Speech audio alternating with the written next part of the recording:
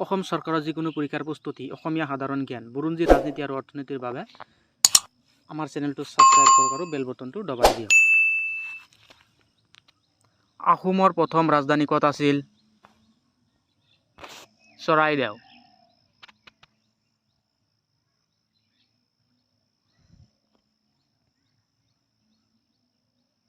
চুকাফা কোন চনত ৰাজপাটত উঠে? 1228 চনত।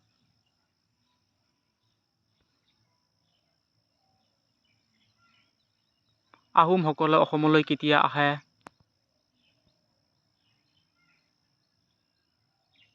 1228 চনত।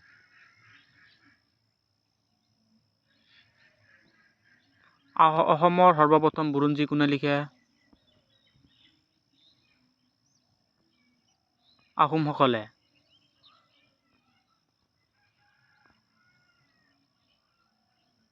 কোনজন আহোম ৰজাৰ দিনত মোৱামৰীয়া বিদ্ৰোহ হৈছিল?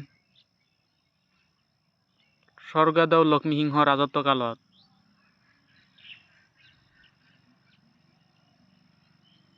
আহোম আৰু মোগলৰ মাজত হোৱা শেষ ৰণখনৰ নাম কি আছিল?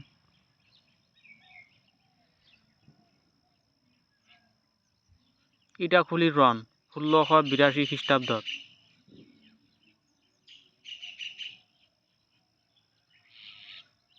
আহোমসকল অহাৰ আগতে অসম কোন ৰজা ৰাজত্ব কৰিছিল?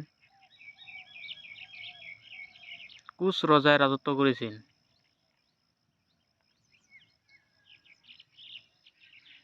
অসমৰ ৰাজধানী শ্বিলঙত কেতিয়া পাতে?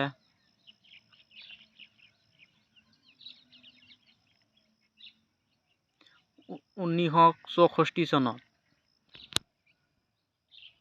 অসমলৈ মানসকল কোনে আনিছিল?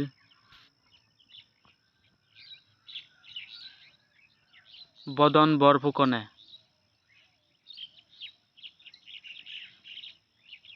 শিৱসাগৰৰ কাৰেংঘৰ কোনে সাজিছিল? স্বৰ্গদেউ প্ৰমত্ত সিংহই।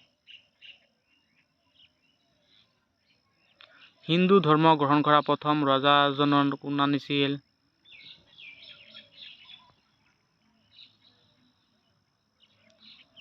চুহুংমুং দিহিঙীয়া ৰজা।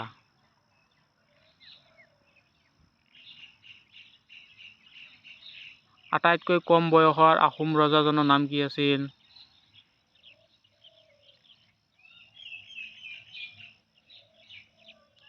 চুলিকফা বা লৰাৰ ৰজা ৰত্নধ্বজ সিংহ।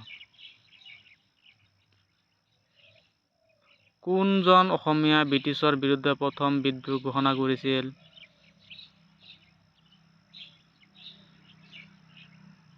গোমধৰ কোঁৱৰ।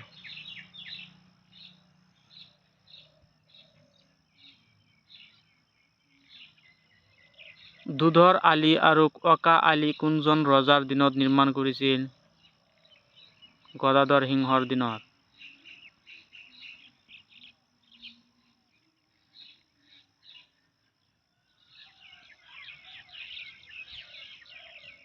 কোচ ৰাজবংশৰ শ্ৰেষ্ঠ ৰজাজন কোন আছিল?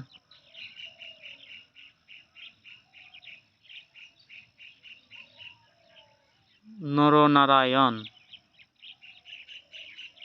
ধন্যবাদ।